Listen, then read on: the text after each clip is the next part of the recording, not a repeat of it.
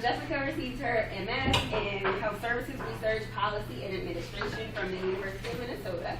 She's currently a second-year PhD student in Community Health Sciences, and her research interests include the integration of health systems and services and cross-sector collaborations to reduce health disparities. And our second facilitator is Miranda Westfall. Miranda received her MPH here in CHS, and she's currently a second-year PhD student in the program, and her research interests include nutrition, maternal and child health, and childhood obesity. So both of these ladies, I've had the privilege of having them in my class, and they are they have the skills to really provide some helpful insights and advice, and so take it away. Great. Well, thank you all for coming and welcome. I am excited to be here with you because I was in your same shoes, I guess, 4 years ago, coming into the MPH program in CHS. So I've taken a lot of the classes that you're in this quarter and will be taking. So I'd be happy to answer any questions and kind of stay in touch if you have any questions for me. But today we just want to cover some sort of general study skills and test taking because this sort of transition from undergrad to graduate school, it's a big shift, right? So whereas in undergrad, at least for me, there were a lot of late night crammings, tests were memorization, and a lot of true, false, multiple choice, really what you do in graduate school. And I feel like especially in our program, it's really taking in a lot of information, analyzing it, really sort of understanding it, and sort of using it to inform your own voice and your own sort of frame instead of just sort of regurgitating information. And there's probably some different types of exams that you'll have in grad school that we'll talk about in a little bit. And just overall, grad school is really focused on more depth than breadth. So in your undergrad, you really get to taste sort of a bunch of different topics and get sort of a rich knowledge base in a bunch of different areas, whereas in grad school, you're really specializing and becoming an expert in community health sciences in your case. So that being said, we're going to cover a few things this afternoon. First, we're going to discuss a little bit about your perspective and how what you know and what you want to get out of this is going to shape your study skills and how you take tests. Then we're going to go through some specific studying techniques to help you read better, to help you perform well in study groups, and to tackle procrastination. Then we're going to discuss test-taking specifics and how the type of test you receive is going to dictate your strategy or tactic for doing well on that particular test. And then we're going to take time and do some practice, and we're going to apply both the test-taking and the studying techniques to you particularly. So we'll start, like Jessica said, with a little bit of perspective. So we start this with know thyself. So you really want to take time to think about some of these questions now, but also what I think is really important is make sure you have time throughout the 2 years of your program to sort of return to these questions. So first of all, what drove you to come to this program? Why are you here? What experiences and skills do you bring? Because we all come from really, really different backgrounds, and your experiences can really inform the discussions in class, and also sort of what you choose to focus your studies on and write papers and things like that. But also really think about what you are trying to gain from this program and let that guide what classes you take, what specific skills you're really looking for.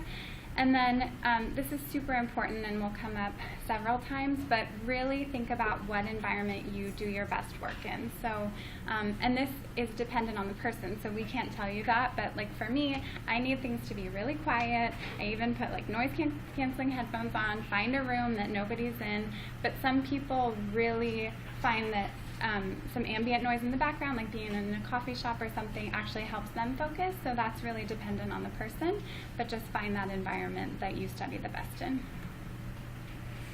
So another perspective you need to consider is your class. And sometimes you'll find that the way you approach material will vary by class.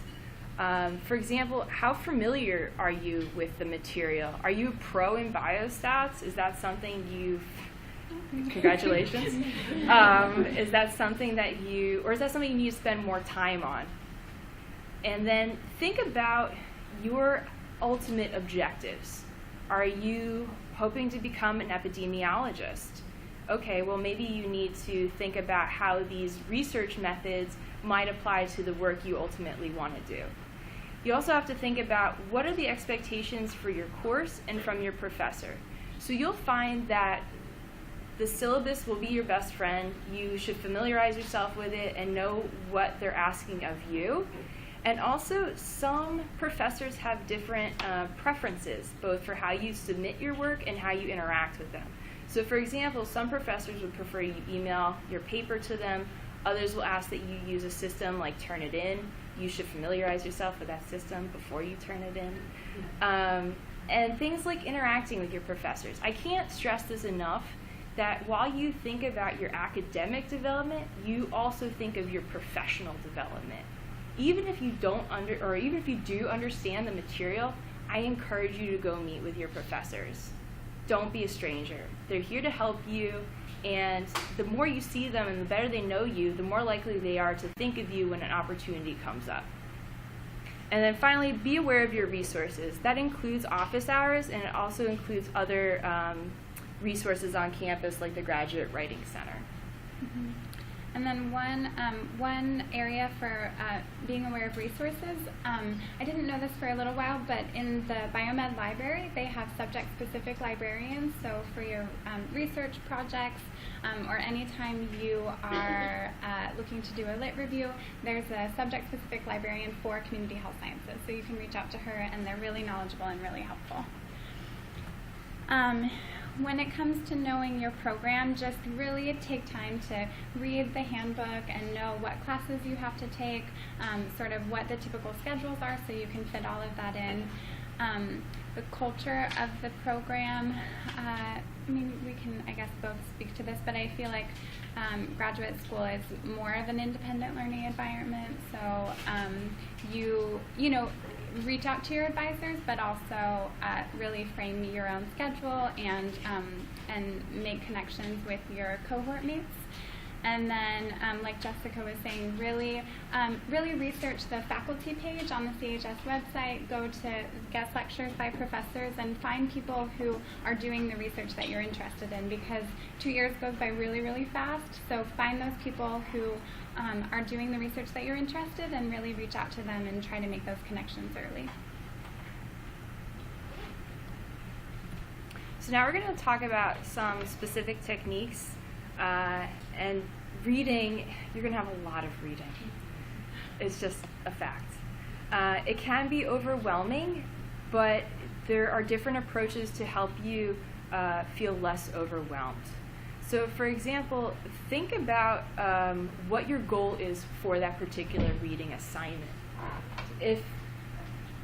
If you have a research methods class, for example, you may want to pay more attention to the population, how they were recruited, what was their inclusion and exclusion criteria. Or if you're doing a discussion on themes, then keep that in mind as you're reading your articles and look for commonalities across papers or within the paper, and that will help you frame your discussion better. So other suggestions include don't highlight your whole page. I know that sounds obvious, but it's tempting. It's like, oh, all this is great information.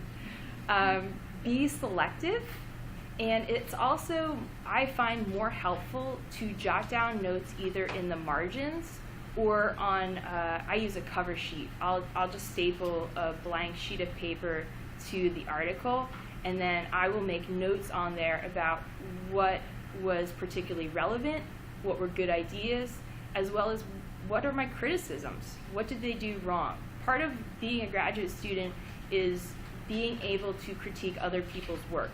And that's important because as you move forward, you want to think about how can you build upon this literature and how can you build upon this work. Also, there are techniques such as active skimming. If you are taking like sociology courses have very long articles often, you can have an approach. Go through, get an idea from the headings what's going to be covered, and then be selective again and make sure that you're really addressing your reading objective. And in CHS, we especially read a lot of research articles, so there are some strategies for how to sort of strategically go through these research articles more quickly, but while getting what you need out of them.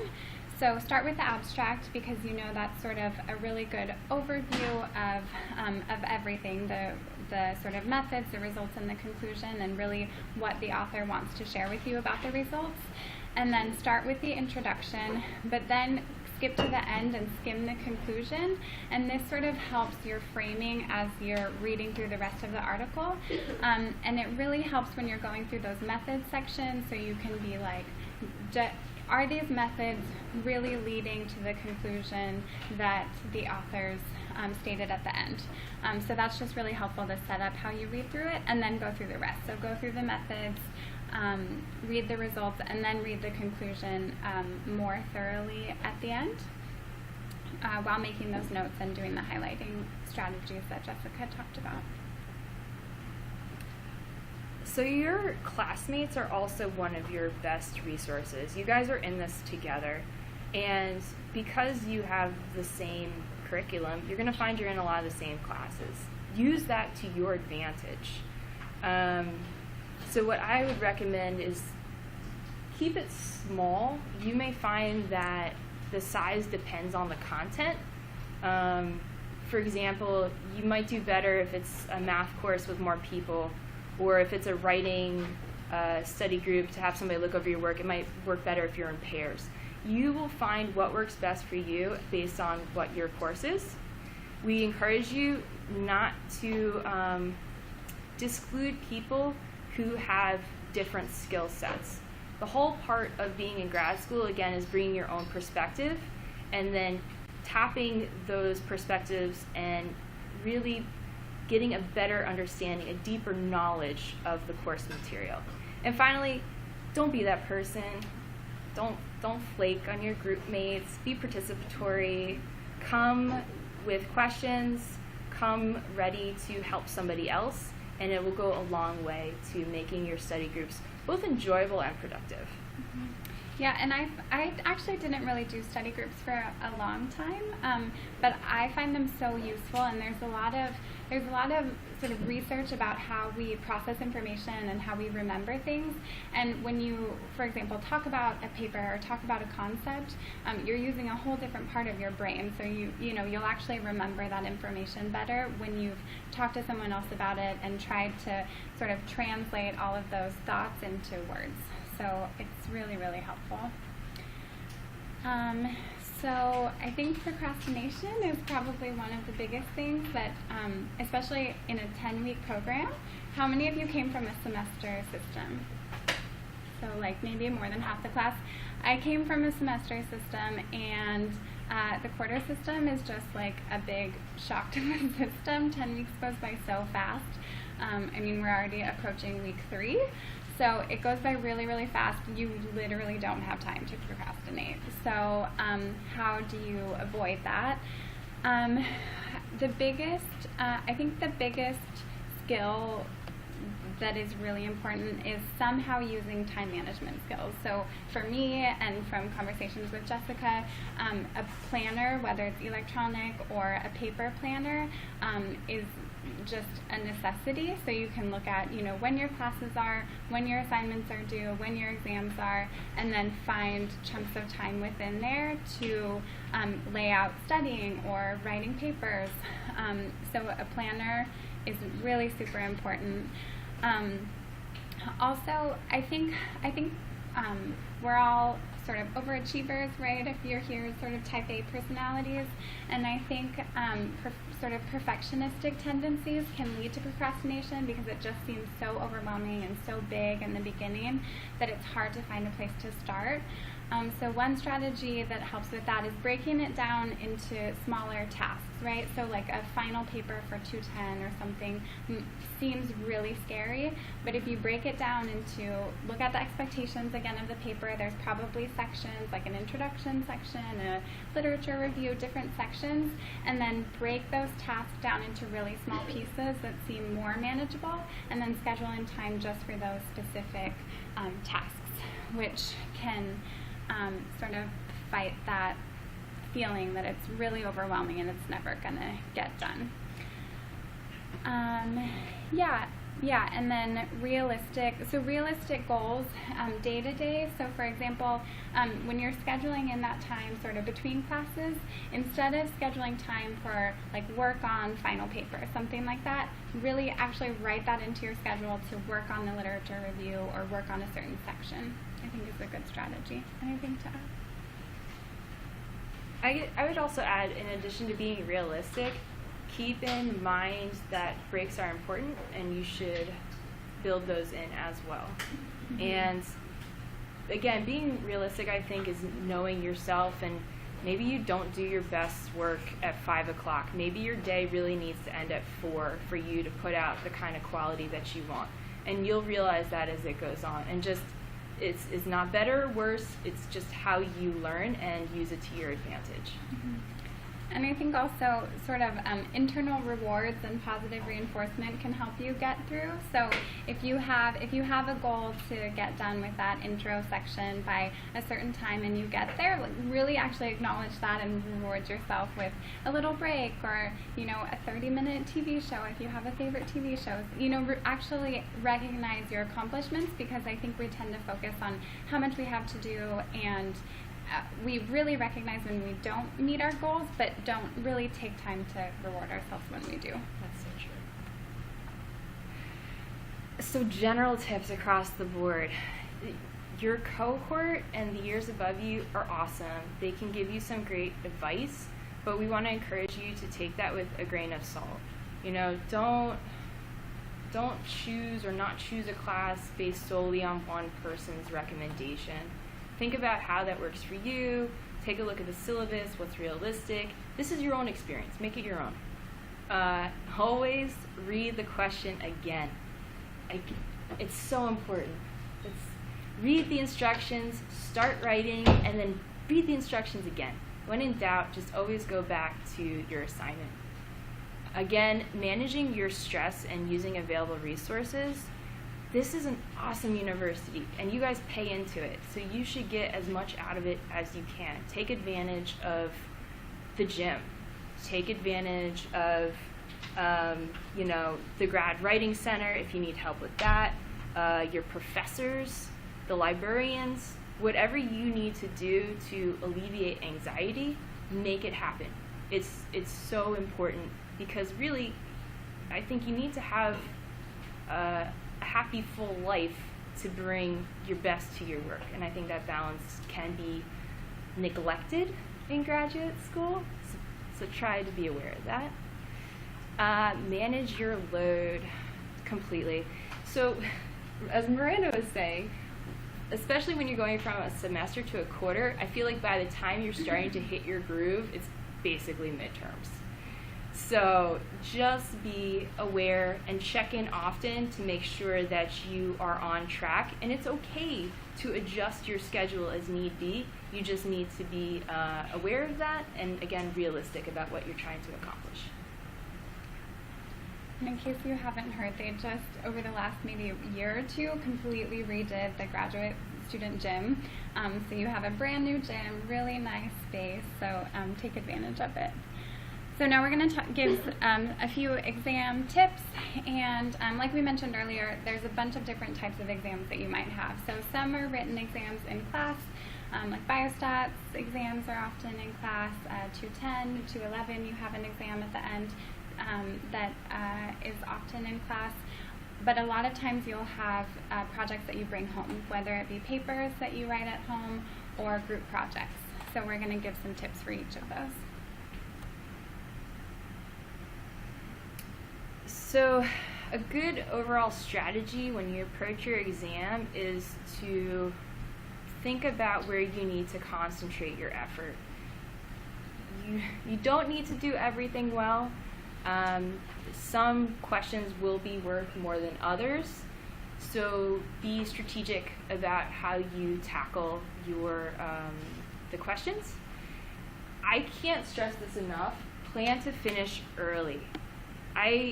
For papers, for assignments across the board, I plan to finish a day in advance, because best case, you actually do. Worst case, you have a day more than you expected, which in a lot of cases you probably do need.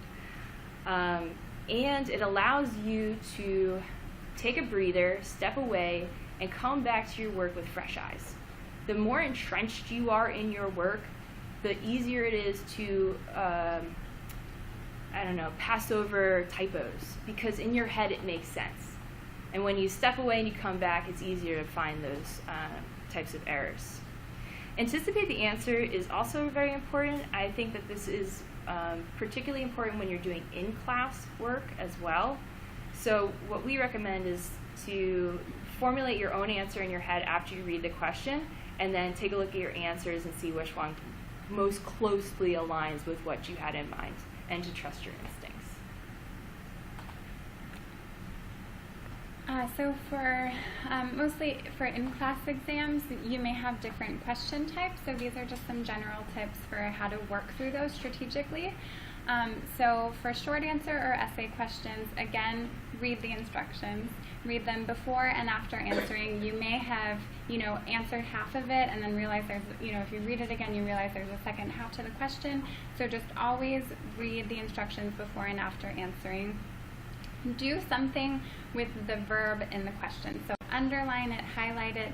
What is it asking you to do? Is it asking you to analyze something, define something, compare and contrast? Really, really think about what it's asking you to do. Generally, your writing style isn't as important. You want it to be cohesive, and but you don't want to be so perfectionistic again that you're really focusing on your style instead of sharing the information and then moving on, because time is really important. A few tips for true-false. Generally, like Jessica said, trust your instinct. Your first impression is usually right. Definitely read it closely, but really go with your gut instinct. Move on again if you don't know the answer, and then really read it carefully and look for language like always or never, because those, if there's a single example that refutes that, then it's not true. But it's easy to not catch those words. So it's mostly true, but if the question says always or never, then you really want to look for those words. I just want to add also, sometimes you can use the test to take the test. So if you don't know a question at that moment, complete the exam. It might come back to you, or you might find through subsequent questions that one is actually addressed. It won't always work, but sometimes. Yeah, and I just thought of one more thing. So for short answers, I think a lot of times we have a tendency to write as much as we can there, and especially if you don't know the answer, sometimes you think more is better, when it's really not, because oftentimes you'll actually get docked if you start writing information that's not true. So write what you know is right and then move on, because not only might you get docked points, but it's again taking away from the time that you have to do the rest that you might actually know and will be able to get credit on. Again, so true. There are, in my opinion, few things more intimidating than a totally blank page. And what I would encourage, I think what we both encourage, is just start writing. It doesn't have to be brilliant the first time it comes out. You can wordsmith it later. Just try to get your ideas together. To do this, I highly recommend an outline. Outline for your paper, and also outline for take-home exams. I'll give you an example. So sometimes what will happen in a take-home exam is they'll allot a certain amount of page space to a question. So what I'll go in and do is I will write out each question. I'll number them. I'll make a note of what the question is asking for myself, and then I'll space out how much room is actually meant to be used for that particular question. It helps me visually budget the length of space that I have left for the rest of my paper. And then sometimes what I'll even do if I'm having a really hard time is I'll start to do mini outlines for each question. I'm like, all right, well, I'm not sure about this part, but I can definitely answer this. And then slowly, those kind of coalesce, and it becomes more easy to put your thoughts all together in a really fluid way. Great. So this is hopefully a helpful timeline just to think about really how long it might take to write a paper, and you think about sort of the different drafts that it goes through, and writing really is an iterative process. So you write one draft, you need to take some time away from it and come back, and you'll have different ideas, have a different perspective when you're reading through it. So you really don't want to write that paper, for 2 days straight or 1 day straight right before it's due. So if you think about how long it takes to really do your research, get your thoughts and ideas down on a paper, that might take 2 to 3 days. Your first draft of a whole paper might take 2 days. You need to take some time away, like I said, come back with fresh eyes, and do that a couple of times, right? So that's a several day process. And then again, leave 1 day, like Jessica was saying, that 1 day, plan to finish at that third draft, right? Plan to finish at that third draft, but leave another day, and when you come back to it, you'll see so many things that you wouldn't have seen if you had clicked submit right at that third draft. So leave some time to come back to it, make your final edits, reread the instructions, make sure you didn't miss a section. You have all, you've labeled it the way that the instructor asks you to. You have headings if they want headings, all sorts of. And then also time for to make sure your citations are right, like little things that you might miss if you're rushing to submit it, but are actually really important for the final product. So if you put all those together, you want to budget maybe about 8 days for your papers. So again, this comes back to managing your time wisely, and I really want to key on where you work your best. It might seem obvious to you, but what I've found even for myself is that it varies by course. It's okay for me if I have music without lyrics when I'm doing math, but I can't listen to anything. Like I need scary library silence if I'm going to be writing a paper. Maybe you're a morning person. I've found out recently I do my best writing in the morning. So when I plan my assignments, I make sure that I plan to do my writing work in the AM. Other things that are important. Maybe you think you're best after the gym. I know I do. And because life is hectic, I sign up and I do the group classes at the gym because I can literally write it into my schedule. 7:30, spin. And then when I come to class, I feel like I hit the ground running. So take time, think about where you do your best work and how that might change based upon the kind of work that you need to do for that particular class. Do you really need the internet? It's tempting to say yes. But sometimes it's more of a distraction than you need. And again, just consider if you can unplug. I find that when I just turn off my computer and I sit down with my book, that I'm able to do some of my best work. I also encourage you to think about using something like a citation manager. So Zotero is free. Mm-hmm. Is EndNote free through the university? I want to say I use Zotero, but I'm pretty sure I learned from one of the librarians that EndNote is free for UCLA students through the library. Maybe don't quote me, but I'm pretty sure we can get it through the library. There you go. It will make your life so much easier. And I want to encourage you to do your due diligence when you import an article. Check it first. It's going to make your life so much easier than at the end when you're looking at your references and you're like, why does this look incorrect? It will also save you so much time because anytime you add a new article or something to that extent, you just click update and everything refreshes. Check it out. It's good. Mm-hmm. Yeah, the Zotero saved my life. It changed my life when we were in our 211 group projects because multiple people can be added to a folder and add articles to it, and you can choose the citation style. It saves me so much time.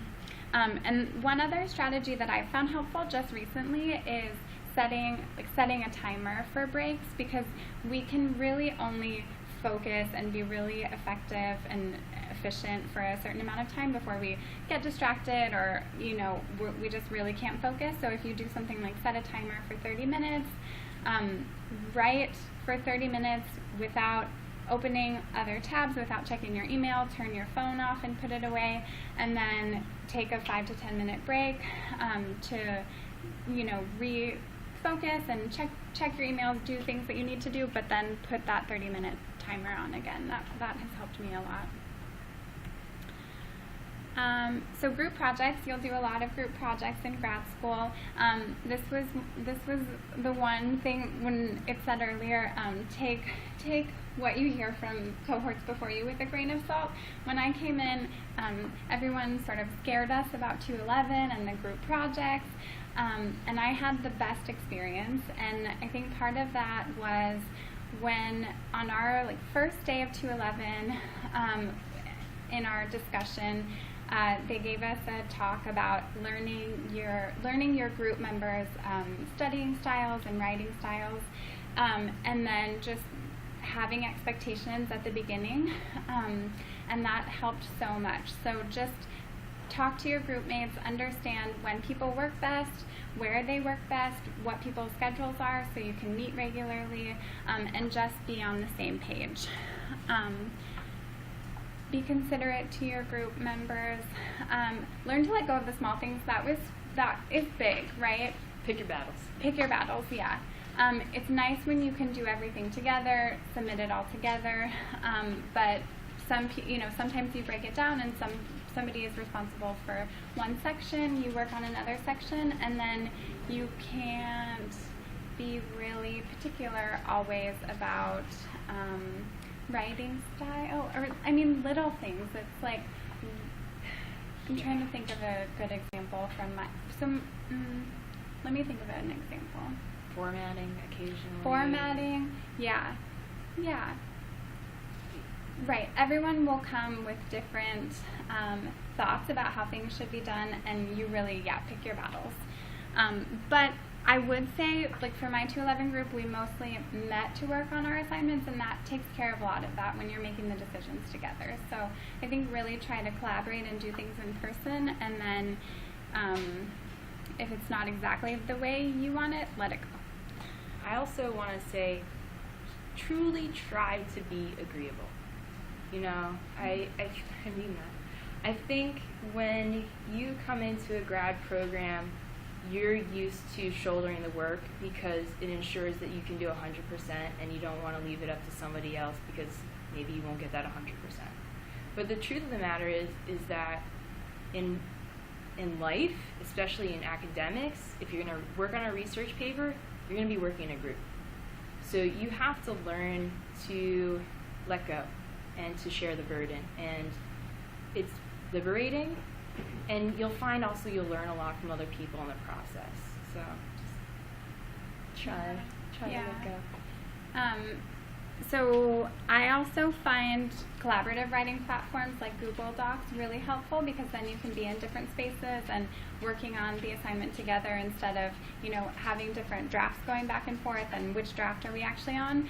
The one sort of caveat to Google Docs is the citation. So you have to leave a lot of time for formatting at the end and inserting your citations, because those citation managers don't work with something like Google Docs. So you have the final product, you put in parentheses what the citations are, but then you need to download it to a Word document and actually input the citations.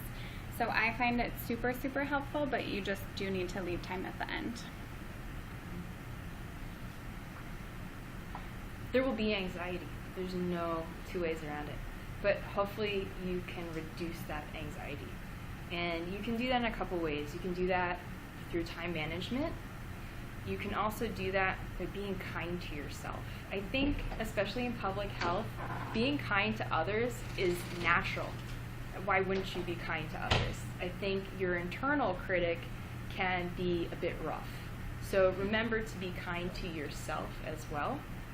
And there are techniques to doing this. Some people love or hate mindfulness.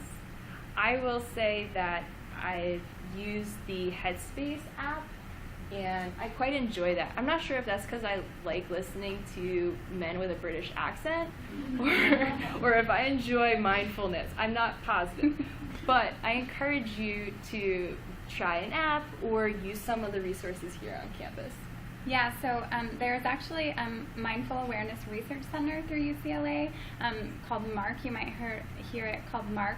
They have a list of, I think, over 10 guided meditations that are available for free, ranging anywhere from 3 to 19 minutes. So if you want to try some of these techniques, and there just is a lot of research that supports that these mindful awareness practices can help improve your focus, shift your nervous system out of this sort of fight or flight mode that we're always in, and just help calm us down so we're actually sort of present to take on all of these assignments and exams and everything that's coming at us. And then you might have noticed in your emails this last week, throughout the year, Healthy Campus Initiative also, I think, collaborates with MARC to lead mindful meditation workshops for students, so keep an eye out for that if it's something that you're interested in. But yeah, just find a way that you can really manage that anxiety and put yourself in a good headspace, and I think it's really important. My meditation is an Australian woman, so I swear there's something about the accents. All right, so we just wanted to have a little bit of time for you to practice some of the techniques that we've talked about. So Jessica's going to start with sort of applying some of the test-taking techniques that we've talked about. So this is totally typical kind of question that you'll see on one of your probably take-home exams. So what I would encourage you to do is to read through and to kind of chunk it out. So what I do first is I'll read the whole thing, and then I will highlight what it's asking me to do, because summarizing is very different from describing, which is different from defending, which is different from explaining. And that's important to know those differences. So for me, I'll go through and I'll think, all right, I have to summarize the findings in this article, and that'll be like a bullet to myself. And then I'll have describe elements of the graph. So I know that those are 2 tasks I have to do. Then I'll ask, what's the rationale? That to me is like the first part of this question. All of that goes together. So next what it's asking you to do is to think about these different theories and identify what could best explain the findings presented in that article.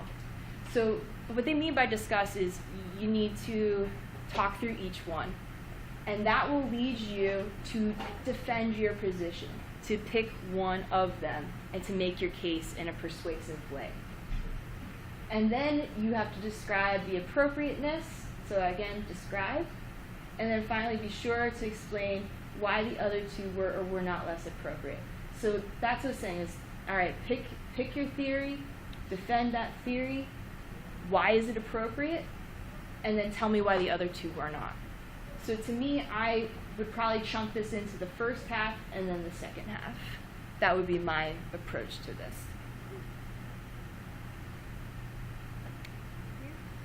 Any thoughts about that approach, or yeah, I would do the same. You too? Yeah. Okay, so we wanted to just let you sort of put it into practice by, if you have your syllabus on your computer, or maybe one assignment that seems sort of particularly daunting to you this quarter, pick that assignment, whatever planner method you use. Jessica uses iCal, I use Google Calendar. Try to start picking some times in your schedule to plan out how you will tackle that assignment, and break it down into pieces like we talked about, figure out where exactly you would put it. And on that note, all due respect to passion planners, I'm sure you are out there. If you are a Google Calendar person, what I really like to do is I'll have a calendar for UCLA, and that's my assignments and my due dates and things like that. I will make a second calendar for studying. And then I'll be able to look at my deadlines independent of my studying. And then I can shift my study schedule around my deadlines as need be. So just know that it's flexible like that if that's something you prefer. Oh yeah, and make sure to include your breaks. Go to the movies, the gym, whatever you do. Yeah. Yeah. So are there any questions or thoughts or? Bless you. Yeah. I have sort of a specific question to class we're taking now, the CHS 310 class. I was wondering what you guys suggest, how you suggest to approach that class. If we're given a few articles each week, and I think we just have a couple of tests. So I don't know if we should be summarizing the articles or just taking notes. I don't know what, because I can't really anticipate what's going to be on the test. Yeah. So 210 is taught by different people every quarter. So like when I had it, it was probably a different professor. So in that way, like we've said before, expectations are different for every professor. So I can't tell you 100%. But I know when I was in 210, there is an expectation that everyone will be involved in discussing the articles when you come to class. So you really need to do that strategic reading, understand what the main ideas of the article are, sort of how you can talk about that through your experiences if you can, like if you've done anything similar. I think that's really helpful for you, but also for other people in the class. And just really use those highlighting skills and writing in the margins. So, you might have a lot of things that come up between when you read the article and when you're in class again, so you can look at it quickly and sort of refresh your memory of what the article was and be prepared to really discuss it. I would encourage you to look at how your readings relate to that particular lecture. So if the whole class is on prevention, primary or secondary, when you read the articles, think about what were their approaches to prevention, what worked, what didn't work, why. Mm-hmm. And then kind of let your specific lecture guide your reading strategy. And I would, that's a good point, and I would keep your notes that way as well by the topic, and keep your notes for the whole class because that's what will help you for the final exam, to draw examples and come back to those readings is really to organize them by topic like that. That's a great point. I couldn't agree more. I think be consistent. Find your way of note-taking and stick with it. It will make your life much easier at the end of the quarter when you have to do your final paper, you need to study for a final exam. Any questions? No? Great. Well, again, don't be a stranger. Oh, yeah. You guys can feel free to email us if anything does come up after the fact. We're happy to answer any questions or meet with you. And welcome.